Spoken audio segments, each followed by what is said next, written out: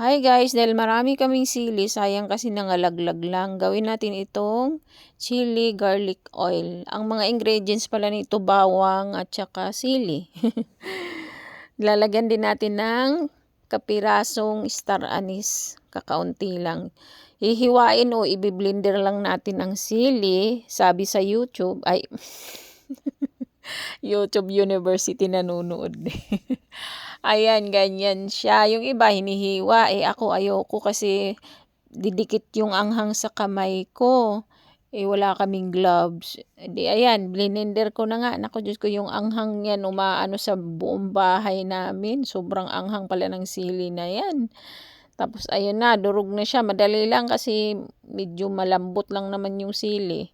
Isinaling ko na sa mangkok para mabilis siyang madukot at masimot-simot ko rin yung lagay doon sa loob ng blender.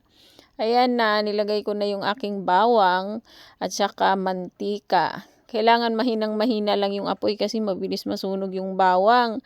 At saka kapag medyo brown na, saka ilalagay mo na yung sili. Ay nako, nung nagluto ako niyan guys, pinalabas ko si Angel dahil sa sobrang anghang ng buong bahay. Bahing na ako ng bahing.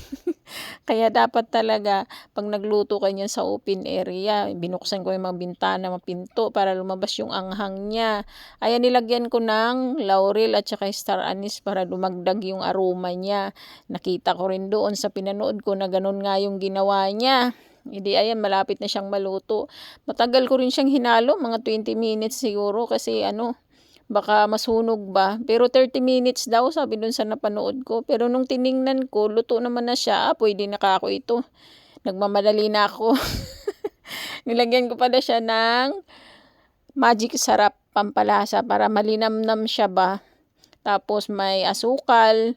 Dapat pala 2 kutsara yan. Isa lang na ilagay ko. Sobrang anghang ng sili na ito. Ayan, hinalo-halo ko. Ayan, malapit na siyang maluto. Nilagyan ko na ng 2 kutsarang suka para ma-preserve, hindi siya mapanis kaagad. Ayan na ang ating suka. Bumubula-bula. Grabe yung bahing ko dyan. Kaya i-voice over natin to.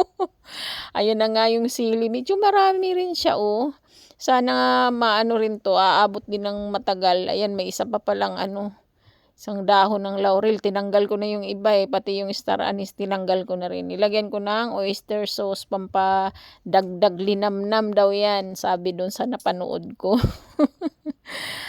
Ngayon, luto na siya.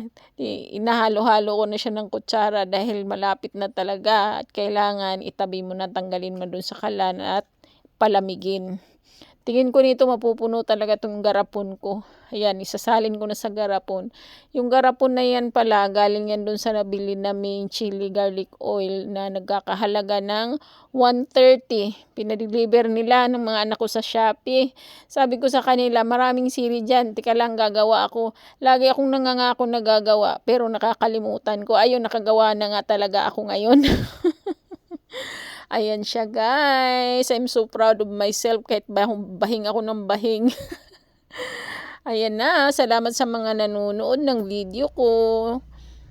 Please, pa-share para may makakita na ganito ang gagawin sa sili na marami. Salamat sa mga nanonood. Ayan na siya, isang garapon.